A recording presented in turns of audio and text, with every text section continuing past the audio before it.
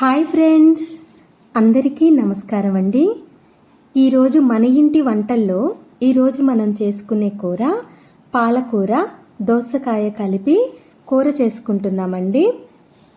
పాలకూర చాలా హెల్దీ కాబట్టి అందులో టమాటాలు కానీ బీరకాయలు కానీ దోసకాయ కానీ దొండకాయ కానీ మీకు నచ్చినవి ఏమైనా సరే కలిపి కూర చేసుకోవచ్చండి.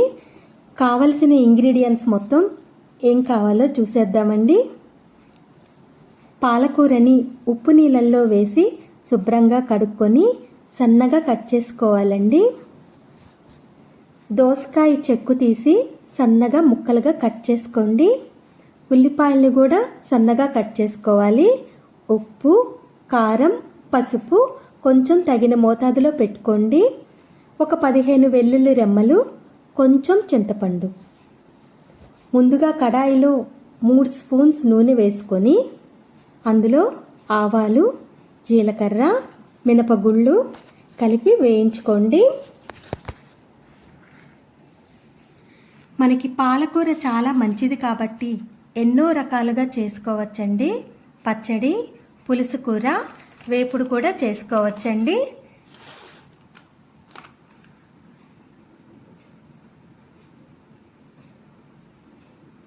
ఇవి కొంచెం దూరగా వేయించండి. కొంచెం వేగిన తర్వాత వెల్లుల్లి రెమ్మలు వేసి అవి కూడా దూరగా వేయించుకోండి.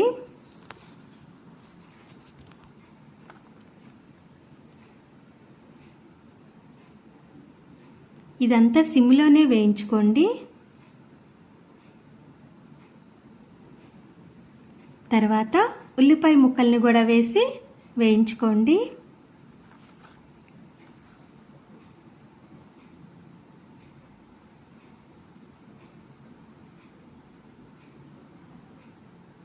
ఇవి కూడా వేగినాక సన్నగా కట్ చేసుకున్న పాలకూర వేసుకోండి.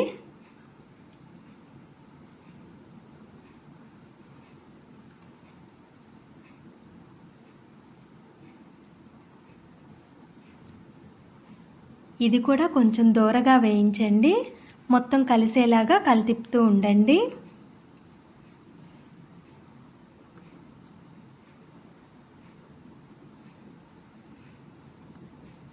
పాలకూర ఉడకడానికి ఎక్కువ టైం పడుతుంది కాబట్టి ముందు కొంచెం సేపు పాలకూరని వేయించండి.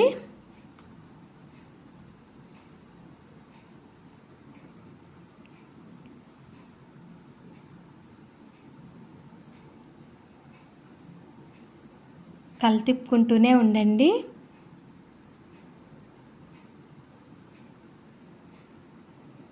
ఇప్పుడు దోసకాయ ముక్కల్ని వేసుకోండి. మొత్తం కలిసేలాగా కలితిప్పుకోండి.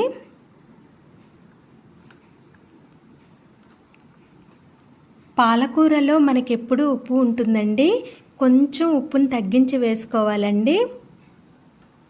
ఇందులో నీరు కూడా ఉంటుందండి. నీళ్లు కూడా కొద్దిగా పోసుకుంటే సరిపోతుందండి.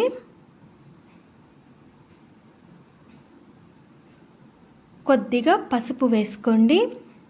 ఉప్పు, కారం,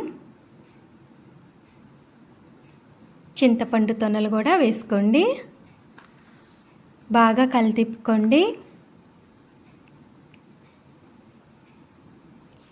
మీకు వెల్లుల్లి రెమ్మలు ఇంకా ఎక్కువ కావాలన్నా వేసుకోవచ్చండి. ఎందుకంటే ఈ కూరకి వెల్లుల్లి వల్లే ఎక్కువ టేస్ట్ వస్తుందండి. నేనైతే 15 వేసానండి.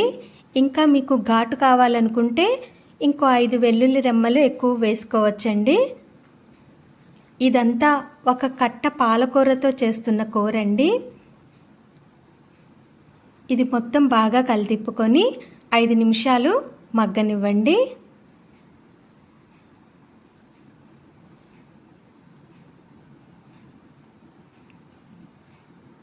కొంచెం కలితిప్పుకొని మూత పెట్టేసుకోండి.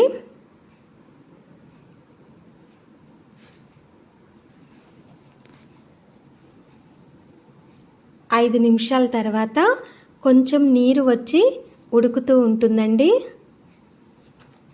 ఒకసారి మళ్ళీ కలితిప్పుకోండి. ఇందులో టీ గ్లాస్ అంత వాటర్ని పోయండి. మొత్తం కలితిప్పుకొని ఒక 10 నిమిషాలు పాలకూర ఉడికేంత వరకు ఉడికించండి. మళ్ళీ మూత పెట్టేసుకోండి. పాలకూర ఉడికిపోయిందండి. వెల్లుల్లి వాసన చాలా బాగుందండి. ఇది వేడి అన్నంలో తింటే పెద్దవాళ్ళతో పాటు పిల్లలు కూడా ఇంకా కావాలని తినేస్తారండి. ఇటువంటి హెల్దీ కూర మీరు కూడా ట్రై చేసి చూడండి, చాలా బాగుంటుందండి. పాలకూర, దోసకాయ రెండు ఆరోగ్యానికి ఎంతో మేలు చేస్తాయండి. పాలకూర రోగనిరోధక శక్తిని పెంచుతుందండి, కంటి చూపును కూడా మెరుగుపరుస్తుంది, జీర్ణక్రియ కూడా చాలా బాగుంటుందండి.